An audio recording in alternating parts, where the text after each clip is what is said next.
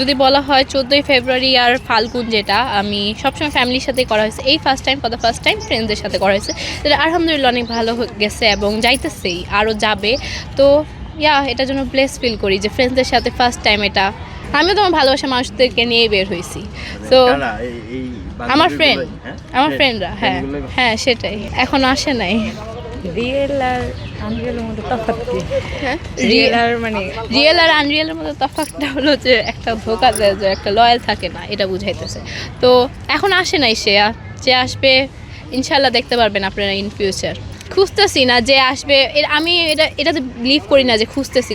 যখন যার আসার সে হয়ে যাবে, আল্লাহ একটা রহমত আসবে যে হলো যখন আমার ওই পার্টনারটা আসবে সে আমার ইন ফিউচার হাজব্যান্ড হবেন। আমি বয়ফ্রেন্ডে বিশ্বাস করি না, কারণ যে বয়ফ্রেন্ড হবে সে যদি at the end of the day আমার পার্টনার না হয়, হাজব্যান্ড না হয়, ওইটা কোনো ধরনেরই কিছু থাকে না। তো আমি বলবো যখন ওই মানুষটা আসবে ইনশাল্লাহ সে আমার হাজব্যান্ড হবে, আমি এটাই দোয়া করি। ভালো বয়ফ্রেন্ডের জন্য দোয়া করা হয় না, এটা হারাম, কারণ ওই মানুষটা তো থাকবে না। তো আমি বলতেছি আমি হাজব্যান্ডের জন্য দোয়া করি, হ্যাঁ, যাতে সে ভালো থাকে। যেহেতু আমি আগেই বলছি ভাইয়াকে যে আমার রাগ জিত বেশি। একটা মানুষ থাকবে যাচ্ছে আমাকে টলারেট করবে, চুপচাপ থাকবে, আমার কথা শুনবে, আমি রাগ করলে আমি দুটা কথা শুনলে সে চুপ থাকবে, সে আমার জন্য স্ট্যান্ড নিবে। স্ট্যান্ড নেওয়াটা অনেক মেন, কারণ কেউ যদি আমাকে এসে দুইটা কথা বলে, সে যদি ওটা স্ট্যান্ড না নেয়, সেটা যেই হোক, তার মা বাপ ভাই বোন যেই হবে, ওই স্ট্যান্ডটা নিবে।